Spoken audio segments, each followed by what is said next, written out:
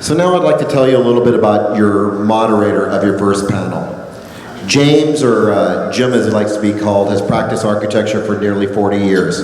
He founded Architectural Dimensions in 1982, and Architectural Dimensions has excelled in retail, hospitality sectors for corporate clients like Starbucks, Walgreens, CVS, Safeway, Tommy Bahama, Hilton, Extended Care America, and many more.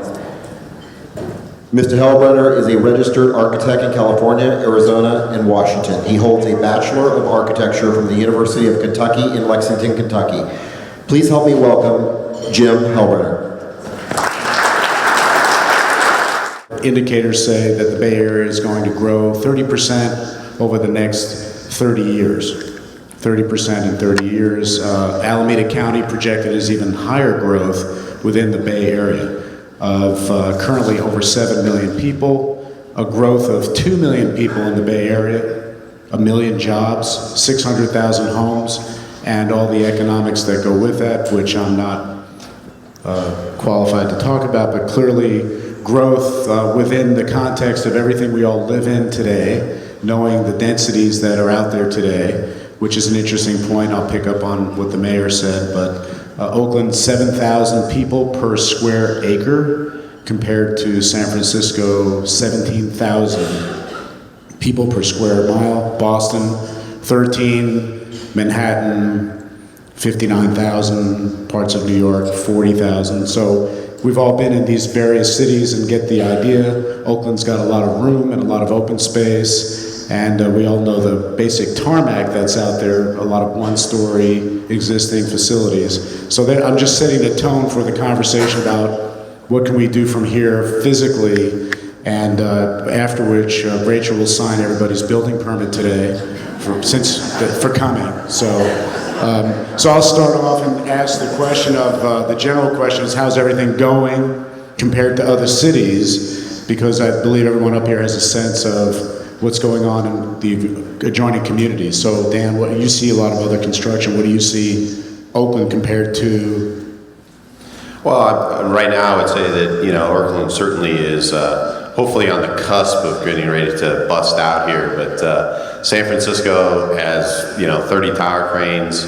We're certainly busy in San Francisco. I would say that the majority of our work is in San Francisco and down the peninsula and in the South Bay.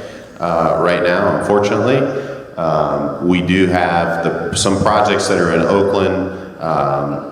Certainly the Oakland Army base, Jim. In an area of, again, 7 million people where there's no boundaries, how is that really working out in reality, and how does that drive costs? Generally, it's not a challenge. In today's market, though, and we've been able to exceed these targets, during the last vertical work we did, but as Dan mentioned, you've got labor costs which gradually uptick. You've got material costs which, generally are either, flat or going up gradually. The biggest variable in construction costs are profits of subcontractors. And, the general contractors, they're usually beating each other up for low fees and trying to get the volume.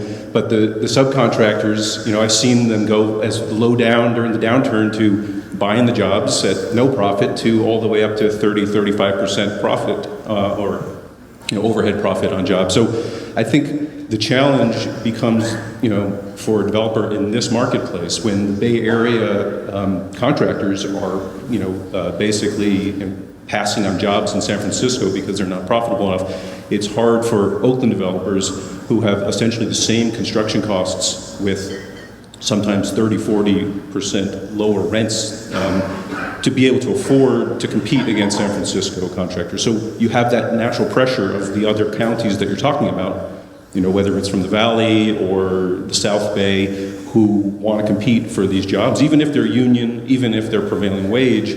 It's harder to afford and make the project pencil with local labor when the subcontractor rates go so high. So we could change subjects and go to land planning, which is sort of the root of growth and density, and Oakland's got preferred or priority development areas. We touched on that about specific plans and the perhaps way that they can help channel some of the CEQA pains away or push them away by looking at larger land mass areas. So, Rachel, that's really your lead on this one. Where do you want? Right. So when it came a year ago, we were working on 5 specific plans.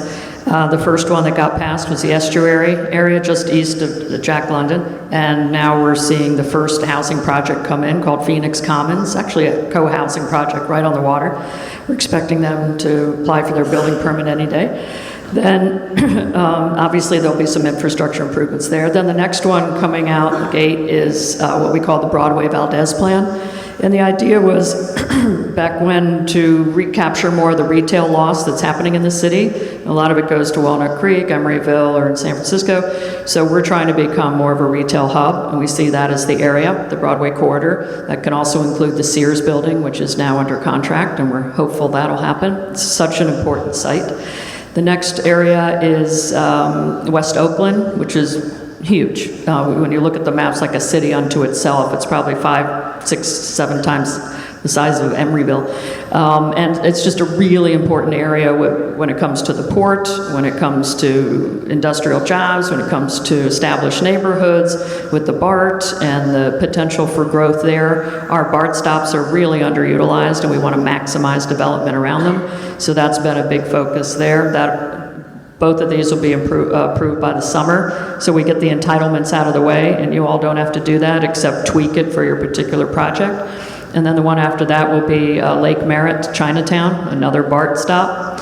And the last one will be Coliseum City, where we're working on, obviously, the sports venues, but building a whole city around that. It's the most ambitious because we're really starting from scratch, but it also has the greatest potential.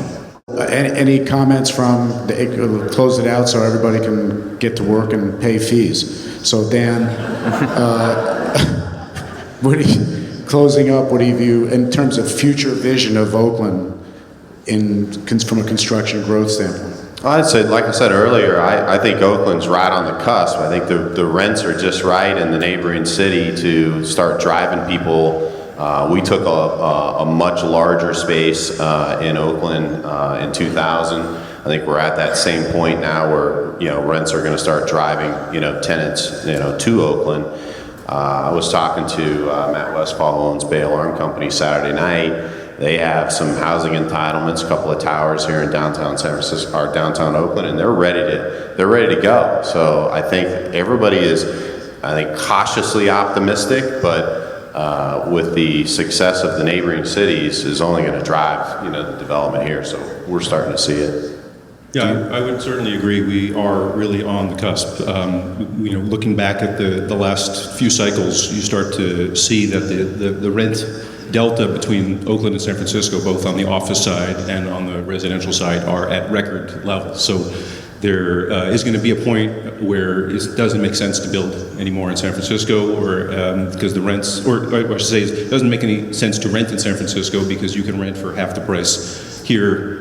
As Mayor said, in a great centrally located, transit-rich location. I think what we'll first see is residential, because the rents in San Francisco are pushing to their records, and if we get another 15-20% uptick on rents, it's going to start making sense for mid-rise and potentially high-rise to come out of the ground.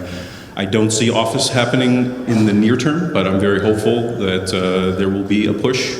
It's not the same as it was in the last dot-com push, where tech firms were coming over to Oakland at the same rate. What we're seeing now are the non-tech tenants who are basically being priced out of San Francisco and filling up spaces. But when you can buy a Class A high-rise for the high 200s per square foot, and it costs you twice that to build a new one, it's going to take a little while until anyone's going to make the bet on building a new one, unless they've got some Google lease in their pocket. So, okay, Rachel, any? This is a great time for Oakland. It's not a question of if, it's when and how long it's going to take. And we did an economic study 6 months ago. It's already out of date because rents are going up 15-20%, and just showing that areas that weren't viable, like Chinatown, are now becoming viable. So we're bullish on Oakland. I think it's going to happen. Okay. We love doing work in Oakland. We love doing work in Alameda County, and we love having our headquarters in Alameda County. To what Dan said, our constant threat is labor and the acquisition of good quality labor. We understand the regulatory environment, and we work within the confines of it, and we have good relationships. We just love to build, and I think Dan would say the same thing, coming from Turner's perspective, being the largest arena builder in the country, and ACO being the largest mechanical contractor doing arenas in this state. We'd love to build an arena in Oakland for you guys. Thanks, guys.